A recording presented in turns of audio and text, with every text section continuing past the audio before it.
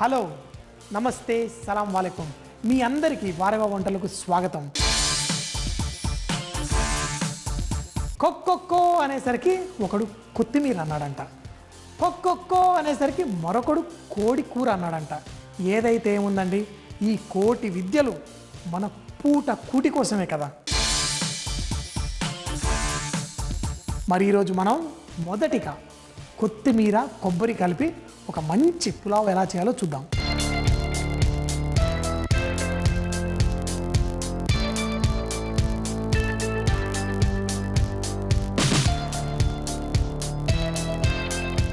కొబ్బరన్నం అందరం చేసుకుంటాం, చాలా ఇష్టం. కానీ నేను కొంచెం వెరైటీగా కొత్తిమీర కొబ్బరితో చేస్తాను. అయితే దీంట్లో కొంచెం మసాలా వేసి చేస్తాను. ఆ మసాలా ఎలా చేయాలో ముందు చూద్దాం. కొంచెం నూనె పోసుకున్న తర్వాత దీంట్లో మనం గరం మసాలా అంటే దాల్చిన చెక్క, లవంగం, ఇలాచి, దీంట్లో ఎండుమిరపకాయలు, కొంచెం తాజీరా, గసగసాలు, అందులో కొంచెం వెల్లుల్లి, మనం జింజర్ చాప్ చేసుకునేవి, ఇవన్నీ వేసుకొని కొంచెం సేపు కుక్ చేసుకోవాలి. వేగిన తర్వాత వెల్లుల్లి మీద కొంచెం రంగు వచ్చిన తర్వాత మనం దీంట్లో కొంచెం పచ్చిమిరపకాయలు వేసుకుందాం. పచ్చిమిరపకాయలు అలాగే నూనెలోనే కొంచెం పసుపు వేసుకుందాం. అప్పుడు కలర్ చక్కగా మంచిగా వస్తుంది, ఆ పచ్చి వాసన కూడా ఉండదు. ఇప్పుడు దీంట్లో కొత్తిమీర,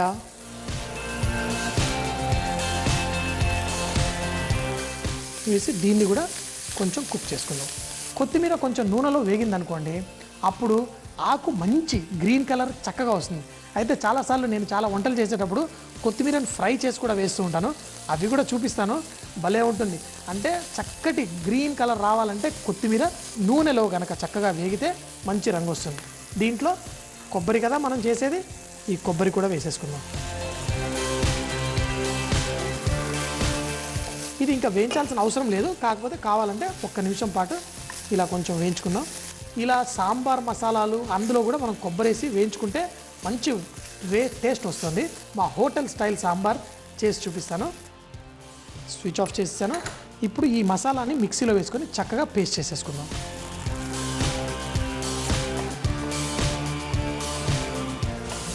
చూసారు కదా, మరీ అంత సాఫ్ట్గా నీళ్ళు వేసి పేస్ట్ చేయక్కర్లేదు, కొంచెం గరుగ్గా ఉంటే చాలా బాగుంటుంది.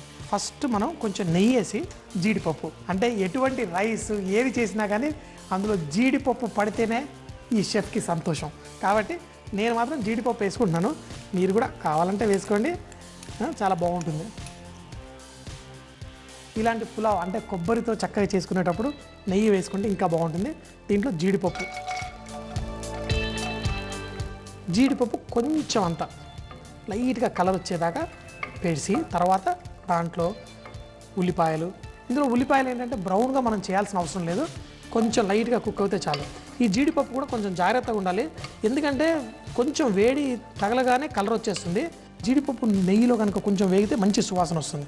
ఇందులో కరివేపాకు, ఉల్లిపాయలు, పచ్చిమిరపకాయలు ఇవన్నీ వేసి చక్కగా కొంచెం వేయించుకోవాలి. ఇందులో ఉప్పు,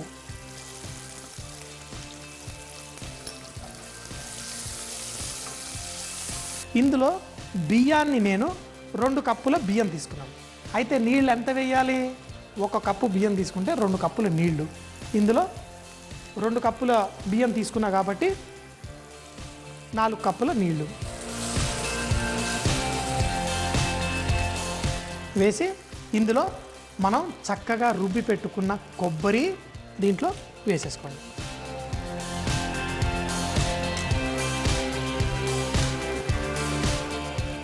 ఈ నీళ్లు చక్కగా మసులుతున్న తర్వాత అప్పుడు మనం అందులో బియ్యం వేసుకుందాం. సో దీనికి చక్కగా మూత పెట్టేసుకోవచ్చు, మసిలేంత వరకు రానిచ్చి అప్పుడు బియ్యం వేసుకుందాం. ఆహా, వావ్, అసలు ఎంత మంచి సువాసన! ఆ కొబ్బరి, కొత్తిమీర, మంచి కొంచెం అంత నెయ్యి వేసాం కదా. ఇప్పుడు చూడండి, ఇది చక్కగా బాయిల్ అయిపోయింది. సో ఈ బియ్యంలో ఉన్న నీళ్లు నానబెట్టాను, బియ్యాన్ని 1 అరగంట పాటు నానబెడితేనే మీ రైస్ చక్కగా వస్తుంది. అదే మీరేదో 2 నిమిషాలు 5 నిమిషాలు బియ్యం కడిగేసి ఇలా వేస్తారనుకోండి, మీ బియ్యం పొడిగా మంచిగా రాదు. మంచిగా పొడుగ్గా బియ్యం అవ్వాలంటే మీరు ఒక అరగంట పాటు బియ్యాన్ని నానబెట్టాల్సిందే. తెల్ల అన్నం అయినా, మనం ఒట్టి తెల్లన్నం వండుకుంటాం కదా, అదైనా కానీ మీరు కనుక బియ్యాన్ని ఒక అరగంట పాటు నానబెట్టి చేస్తే మీ రైస్ చాలా బాగుంటుంది. సో ఈ మిగతా రైస్ కూడా వేసాను. ఇప్పుడు ఈ మసాలాలతో పాటు చక్కగా కలిపేసి దీన్ని ఉడకనిద్దాం. అయితే ఇంకొకటి, రైస్ మనం చితక్కుండా ఉండడానికి ఏం చేయాలి అంటే ఒక్కసారి కలిపేసి ఇంక వదిలేసేయాలి. అలా ఉడకనివ్వండి. ఒక 3-4 నిమిషాల్లో నీరంతా చక్కగా అబ్జర్వ్ చేసుకుంటుంది. ఆ నీరు అబ్జర్వ్ చేసేసుకున్న లాస్ట్ అనమాట, అంటే నీరు ఆవిరంతా అయిపోయి ఒట్టి అన్నం మిగులుతుంది అన్నప్పుడు ఒక్కసారి ఇలా కలిపి వదిలేయాలి. ఇంకొకటి ఏంటంటే ఇందులో ఉప్పు వేశాను. అయితే ఉప్పు అనేది కూడా మనం చెక్ చేయడం చాలా ముఖ్యం. కొంచెం అంత తీసుకొని ఎస్, పర్ఫెక్ట్గా ఎంత కావాలో అంతే ఉప్పు ఉంది. మనం ఎంత మంచి వంటలు చేసినా ఉప్పు ఎక్కువైనా కష్టమే, తక్కువైనా కష్టమే. కాబట్టి మనకి ఉప్పు ఎంత వేయాలని తెలుసుకోవడం చాలా ముఖ్యం. ఉప్పు కనుక పర్ఫెక్ట్గా ఉంటే ఈ రైస్ సూపర్గా ఉంటుంది. ఇది అన్నిటికీ వాస్తవం, కూరలకి స్పెషల్గా మనం చేసే రైసులకి. చూసారు కదా, ఒక 3 నిమిషాల తర్వాత మనం చూస్తే కనుక నీరు అంతా ఆవిరైపోతుంది. ఇప్పుడు ఒక్కసారి, ఎందుకంటే మన పులావులో మనం మసాలాలు వేస్తాం, అన్నీ వేస్తాం కదా, మసాలాలు కొంచెం పైకి కిందికి అయ్యే అవకాశం ఉంటుంది. అందుకే అంత ఆవిరైతున్నప్పుడు చాలా జాగ్రత్తగా చూడండి. ఒక్కసారి ఇలా పైది కిందికి చేస్తే మసాలాలంతా కిందికి పైకి అయిపోతుంది, కానీ అంతకంటే ఎక్కువ చేయకూడదు. ఇప్పుడు మూత పెట్టేసి కొంచెం సిమ్ చేసేసి ఆవిరి అయ్యేంత వరకు పెట్టాలి. కానీ నేను ఎప్పుడు నాకు ఇష్టమైనది ఏంటంటే కొబ్బరి పాలు. అంటే మామూలుగా చిన్నగా ఉన్నప్పుడు ఇళ్ళలో చేసుకునేటప్పుడు కొట్టి కొబ్బరి నూరి పోస్తే సరిపోతుంది. మరి నేను షెఫ్ అయిపోయాను కదా, దాంట్లో ఇంకా రుచి రావాలి అని అడుగుతుంటారు కదా, ఇంకా రుచి రావాలంటే కొంచెం కొబ్బరి పాలు తీసుకొని దీంట్లో పోస్తారనుకోండి, అప్పుడు మన రైస్ ఇంకా అద్భుతంగా ఇంకా రుచిగా వచ్చేస్తుంది. చాలా ఇప్పుడు సిమ్ చేసేసి ఒక 3-4 నిమిషాలు పెట్టి తర్వాత స్టవ్ కట్టేసామనుకోండి. స్టవ్ కట్టేసిన వెంటనే మనం తీసేయకూడదు, దాన్ని ఆరనివ్వాలి. ఈ రైస్ అనేది పొడుగ్గా ఎప్పుడవుతుంది, ఆ వేడిలో స్లోగా అలా హీట్లో దాని ఉన్న వేడిలోనే ఉంటే కనుక అప్పుడు రైస్ స్లోగా పొడుగ్గా అవుతుంది. ఆ పొడుగు అయ్యేంత వరకు ఒక 5 నిమిషాలు వదిలిపెట్టేసి తర్వాత తీసి మనం వడ్డించుకుంటే కనుక ఈ హోటల్లో చూస్తాం కదా, ముత్యాల్లో ఉంటాయి రైస్, అలా వస్తుంది. అయితే కొబ్బరి అన్నం మాత్రం ఎప్పుడు కొంచెం ఎక్కువ అవుతే బాగుంటుంది అనిపిస్తుంది, కానీ ఇది మాత్రం పులావ్ కదా, కొంచెం పొడిగా ఉంటేనే బాగుంటుంది.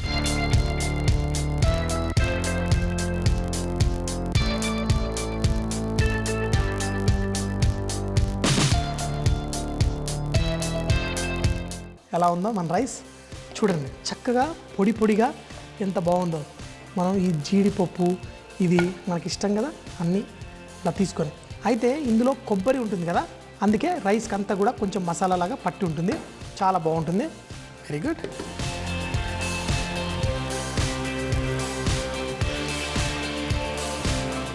చాలా బాగుంది, సింపుల్గా మంచి ఫ్లేవర్ఫుల్ రైస్. ఉట్టి రైస్ తినడం కంటే ఇలాంటి రకరకాలు చేసుకుంటే చాలా బాగుంటుంది. సరేనా? సూపర్. కొత్తిమీర కొబ్బరి పులావ్ చేసే విధానం. ఒక ప్యాన్లో నూనె వేడి చేసి గరం మసాలా, ఎండుమిరపకాయలు, గసగసాలు, అల్లం వెల్లుల్లి ముక్కలు వేసి వేగిన తరువాత పచ్చిమిరపకాయలు, పసుపు, కొత్తిమీర వేసి వేయించుకోవాలి. పచ్చి కొబ్బరి తురుము వేసి కలిపి మిక్సీలో కచ్చా పచ్చాగా పేస్ట్ చేసుకోవాలి. ఒక బాండీలో నెయ్యి వేడి చేసి జీడిపప్పు వేగిన తరువాత కరివేపాకు, ఉల్లిపాయలు, పచ్చిమిరపకాయలు, ఉప్పు వేసి వేయించుకోవాలి. 2 కప్పుల బియ్యానికి 4 కప్పుల నీళ్లు పోసి ముందుగా మిక్సీ చేసుకున్న కొత్తిమీర, కొబ్బరి మసాలా పేస్ట్ వేసి నీళ్లు మరగనివ్వాలి. ముందుగా నానబెట్టుకున్న బియ్యం మరిగే నీళ్ళల్లో వేసి ఉడికించుకోవాలి. ఒక 3 నిమిషాలు హై ఫ్లేమ్లో పెట్టి తరువాత ఒక్కసారి కలిపి మంటను తగ్గించి కొబ్బరి పాలు పోసి ఇంకో 5 నిమిషాల తర్వాత స్టవ్ ఆఫ్ చేసి ఇంకొక 5 నిమిషాలు దాన్ని రెస్ట్ అంటే కొద్దిసేపు అలా వదిలేస్తే బియ్యం చక్కగా పొడుగ్గా అవుతుంది. మీరు దీన్ని అన్ని కూరలతో సర్వ్ చేసుకోవచ్చు, చాలా బాగుంటుంది. కొక్కో అనగానే కొత్తిమీర వాడికి కొబ్బరి పులావ్ చేశాను. మరి కోడి కూర అన్నాడికి కూడా ఏదో చేయాలి కదా. మరి ఇప్పుడు కోలాపూరి కోడి కూర ఎలా చేయాలో చూద్దాం.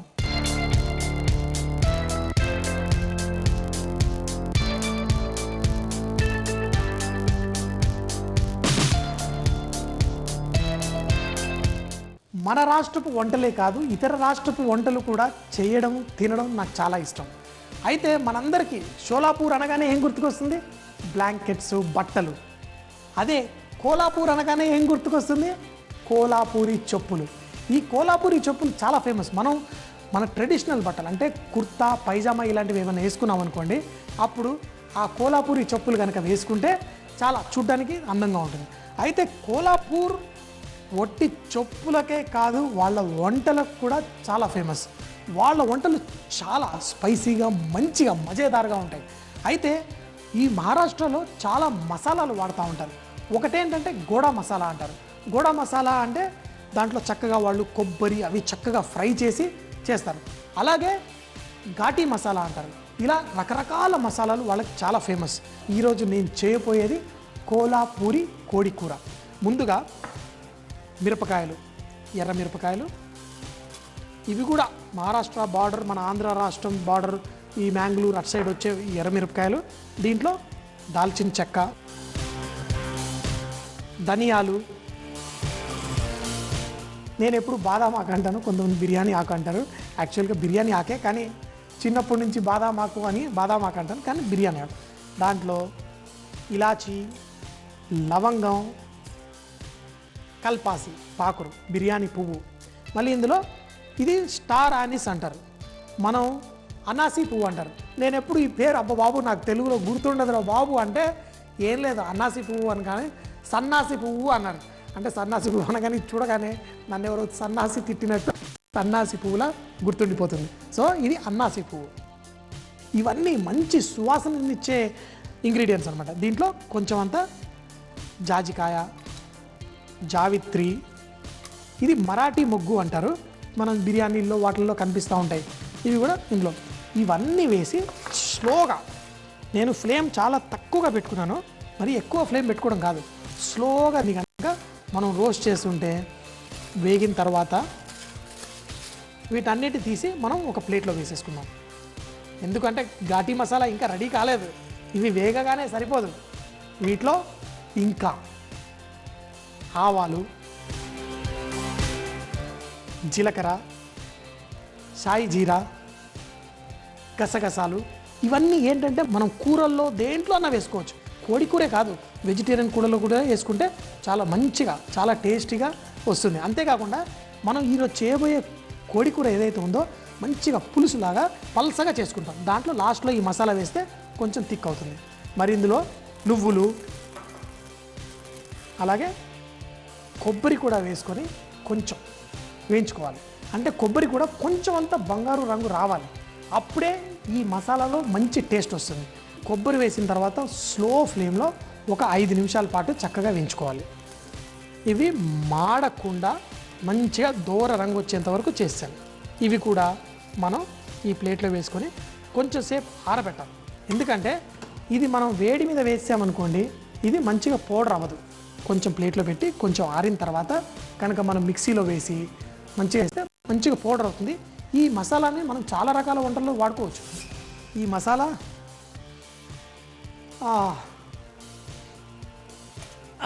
బాబోయ్, ఎప్పుడైనా కానీ గరం మసాలా, పెప్పర్ పొడి ఇలాంటివి ఉంటాయి కదా, కొంచెం జాగ్రత్త, కొంచెం దూరం నుంచి వాసన చూడాలి. కానీ కొంచెం వెళ్ళిపోయింది అనుకోండి ముక్కులోకి అద్దరిపోతుంది.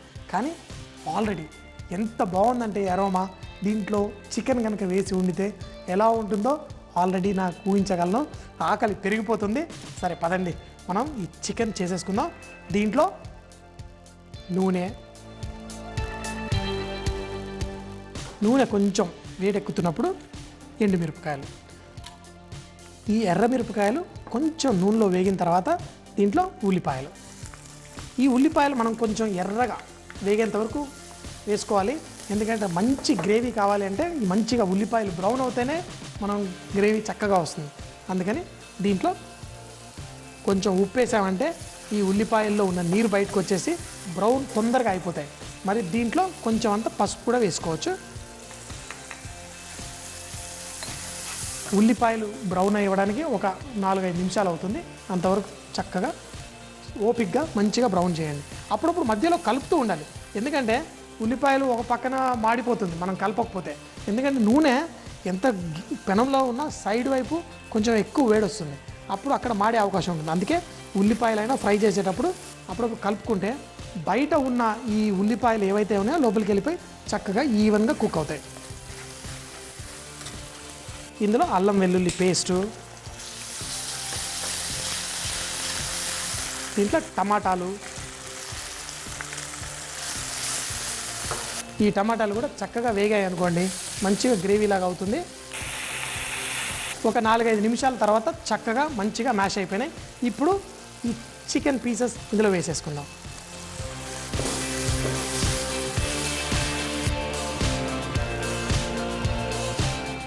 మరి నీళ్లు పోసేద్దాం.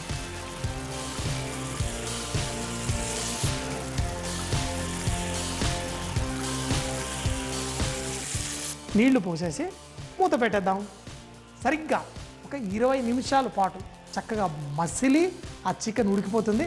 దాని తర్వాత ఈ ఘాటీ మసాలా, గోడా మసాలా అని కూడా మహారాష్ట్రలో చాలా చేస్తూ ఉంటారు, కానీ ఈ మసాలా కొంచెం వేసామనుకోండి టేస్టే మారిపోతుంది. అద్భుతంగా సూపర్గా ఎంతో టేస్టీగా ఉంటుంది. మరి మీరు కూడా ఇలా మసాలా చేసి రెడీ పెట్టుకోండి, ఎందుకంటే దీంతో మనం వెజిటేరియన్ డిష్లు కూడా చేయబోతున్నాం.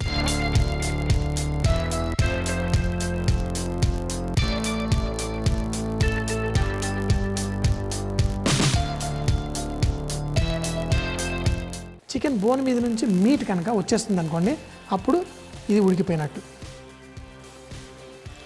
తెలిసిపోతుంది. అసలు మనం టేస్ట్ చేయక్కర్లేదు, ఆ సువాసనతో చెప్పొచ్చు కొంచెం ఉప్పు తక్కువ ఉందని. ఎక్కువ ఏం కాదు, కొంచెం. చికెన్ అంతా ఉడికిపోయింది చెప్పాను కదా. మరి మన ఘాటీ మసాలా, ఇందులో కొబ్బరి ఉంది, గసగసాలు ఉంది, నువ్వులు ఉన్నాయి, ఎన్నో రకాల మసాలాలు ఉన్నాయి. ఇవన్నీ వేసేసి ఇలా కలిపేసి మన కర్రీ రెడీ. ఇప్పుడు ఇంకొక 5 నిమిషాల పాటు దీంట్లో కొంచెం అంత కొత్తిమీర కూడా వేసేద్దాం.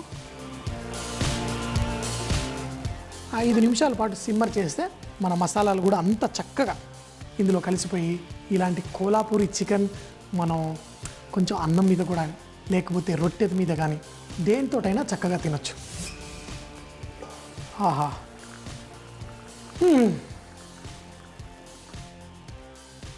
చక్కగా ఉడికిపోయింది చికెన్, చక్కగా సాఫ్ట్గా. అందులో ఈ సాస్ చూసారు కదా, ఇలా అప్పుడప్పుడు మీరు కావాలంటే థిక్నెస్ మీరు అడ్జస్ట్ చేసుకోవచ్చు. ఇలా ఉడుకుతుంటేనే ఇందులోంచి తినే అదృష్టం చూసారా. మా ఇంట్లో అంటూ ఉంటారు జోక్గా, అమ్మ అదృష్టవంతుడివి, తగిన ప్రొఫెషన్లోనే ఉన్నావు, నీది నువ్వు వండుకొని తిని కానిస్తూ ఉంటావు, అదే కనుక వేరే ప్రొఫెషన్లో వెళ్ళి ఇంత తిండిగోల ఉంటే చాలా కష్టమయ్యేది కదా అంటూ ఉంటారు. నా అదృష్టం ఏంటంటే నాకు ఇష్టమైన ప్రొఫెషన్లోనే ఉన్నాను. ఆహా,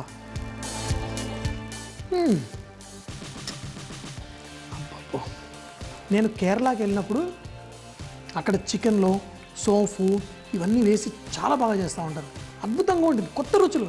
అరే ఎంత టేస్టీగా ఉంది అది ఇది అనుకొని నేను ఎక్కడికి వెళ్ళినా కానీ ఏదన్నా నాకు నచ్చిందంటే మొహమాటం లేకుండా వెళ్ళి షెఫ్ గారు ఎలా చేస్తారు అని అడిగి మరీ తెలుసుకుంటాను. ఎందుకంటే చాలా మటుకు వంటలు అయితే ఒక్కసారి ఇలా రుచి చేయగానే దాంట్లో ఏమేమి వేస్తారని చెప్పేయగలను, కానీ తెలియనప్పుడు ఇంకా క్యూరియాసిటీ పెరిగిపోతుంది. అరే ఏమేశారు ఇంత బాగుంది అని చెప్పి వెళ్ళి ట్రై చేస్తుంటాను. అద్భుతంగా చాలా టేస్టీగా ఉంది. మీరు తప్పకుండా మీ ఇంట్లో చేయాలి, చెప్పాలి. ఇది మహారాష్ట్రలో ఎక్కడి నుంచి, కోలాపూర్లో చేసే చికెన్ కర్రీ.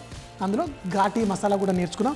ఇది వెజిటేరియన్ కూరల్లో కూడా వేసారనుకోండి చాలా బాగుంటుంది. ఇదే సూపర్ ఘాటీ మసాలాతో కోలాపూరి కోడి కూర.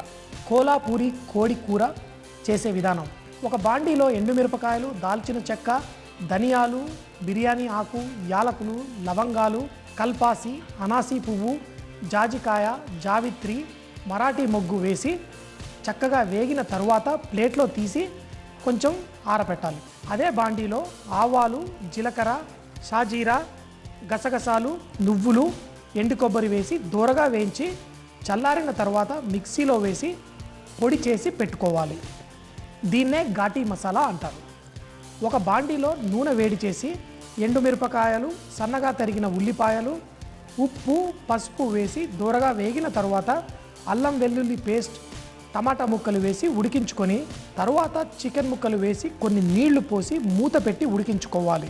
ఒక 20 నిమిషాలు ఉడికిన తర్వాత మనం ముందుగా చేసి పెట్టుకున్న మసాలా పొడి, కొత్తిమీర వేసి మరో 5 నిమిషాలు ఉడికించుకుంటే కోలాపూరి కోడి కూర రెడీ అయిపోతుంది. చూశారు కదండి, శుక్రవారం వచ్చిందంటే నాకు కొంచెం బాధగా ఉంటుందండి. ఎందుకంటే మళ్ళీ మిమ్మల్ని కలవాలంటే సోమవారం దాకా వెయిట్ చేయాలి. సరేనా?